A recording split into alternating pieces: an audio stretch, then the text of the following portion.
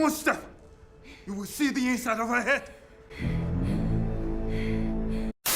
Hey everyone, welcome to Geekdom Forecast. And I know it, you know it, The whole world knows it.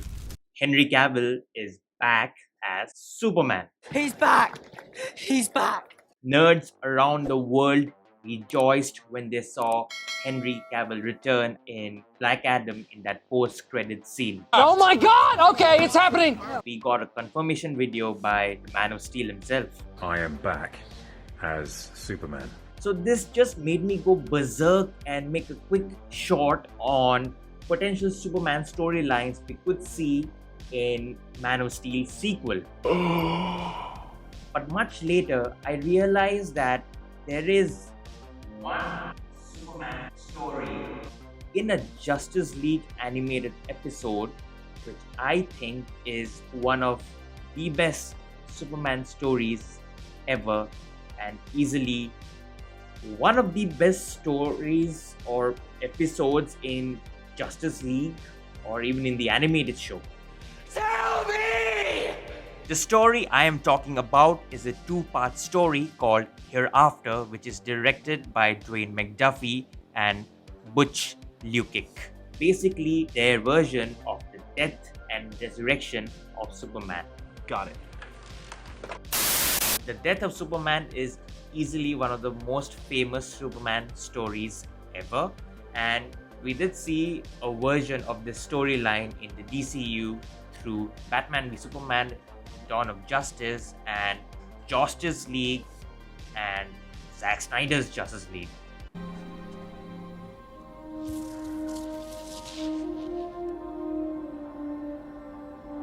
He's back.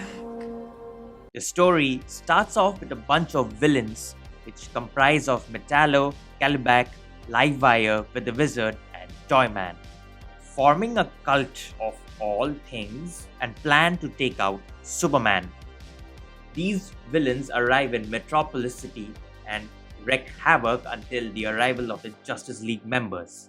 And of course, we later see the arrival of Superman. General, would you care to step outside? Superman! And as the villains are busy doing their villain shenanigans, Toyman is busy vaporizing the entire city with his newly built scientific contraption. When Toyman tries to kill Wonder Woman and Batman, Superman sacrifices himself to save his friends.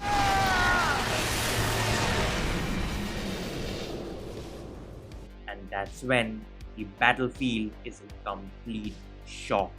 There is silence everywhere, and we see a shredded piece of Superman's cape. So basically, Superman's dead for everyone who is there. Wonder Woman loses her shit. She goes to kill Toyman, but Flash stops her. I'm trying to speak for Superman. Through the course of the episode, we see that the other Justice League members are getting ready for Superman's grand funeral in Metropolis City. And you will see several heroes that you hadn't seen yet in the DCAU. And there's also a blink and you will miss it cameo of Hal Jordan. Here I come. Here I come. The main reason why Batman not attending the funeral is because he believes that Superman is still alive. Why? For there is a lack of evidence in the crime scene. Absolutely nothing.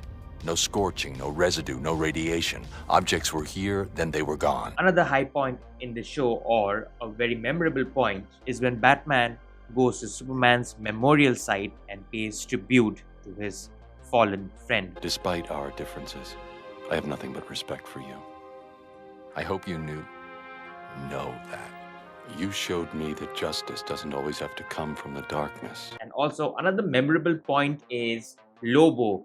That's right, the main man tries to fill in for the spot of Superman, and all the other League members just can't stand him. The answer to all your problems has arrived.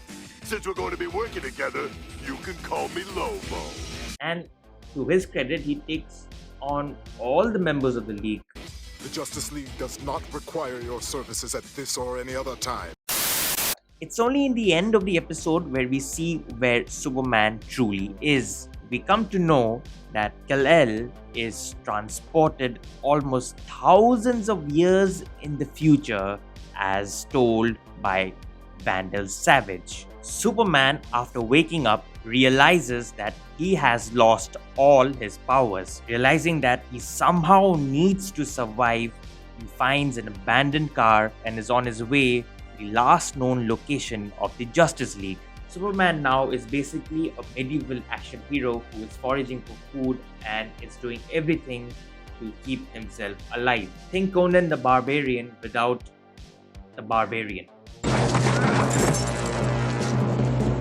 We later find that the signal to the JL is basically a dead end and Superman instead finds Vandal Savage. Savage says that after the event of Superman's death, Savage fought the Justice League and killed them all. Green Lantern was the most difficult. I killed him right here.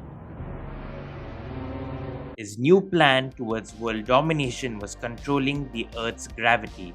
Not a great plan. His plans backfired and the gravity of the entire solar system went for a toss, leading to Earth having a red sun and planets being visible from the naked eye.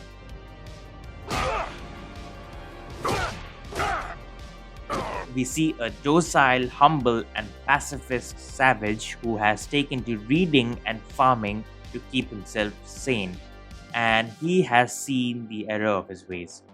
He's the only person on Earth who has survived along with the roaches. As I've already mentioned, the story is fully post-apocalyptic and has a very Mad Max-ish kind of feel with the dystopian dread of Blade Runner. And it's amazing to see that we see a different Superman here. His second attempt at a deconstructionist take on Superman. The first one being Superman 2. Even when you strip away all the powers of Superman, you see he's a very hopeful and persevering individual. Even though he had no idea where he was, he continued to find his path towards his teammates and eventually to his timeline. He could have gotten insane or even depressed or hit the occasional existential dread, but this Superman, armed with a sword, beastly dogs, and a beard and mane, just never gave up. I personally think that Jor-El's speech from Man of Steel fully encapsulates the core of Superman. The symbol of the House of El means hope. Embodied within that hope is the fundamental belief in the potential of every person to be a force for good.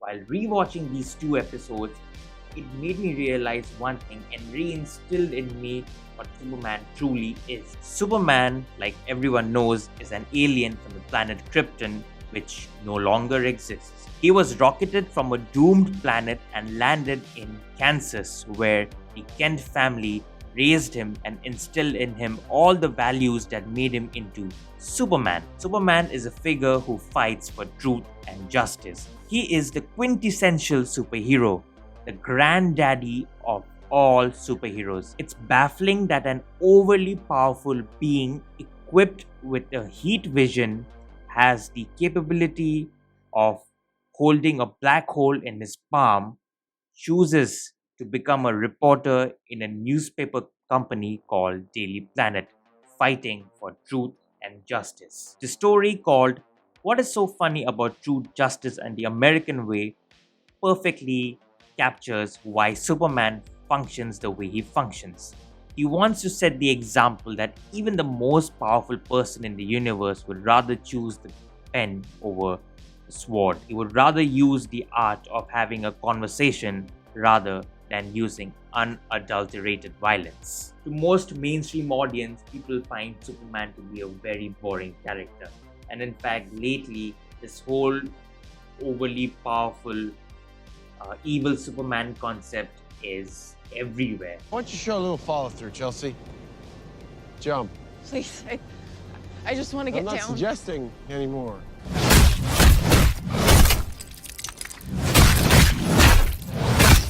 It's funny that a two-part animated Justice League show gave us one of the best Superman stories which we still haven't seen in a live action format. Will we ever see this in a live action format again? I don't think so, but we can learn a lot from this amazing storytelling. In conclusion, all I want to say is this: we need a Superman movie which shows what Kal-El or Clark Kent truly is, that he is the beacon of hope, resolve and perseverance.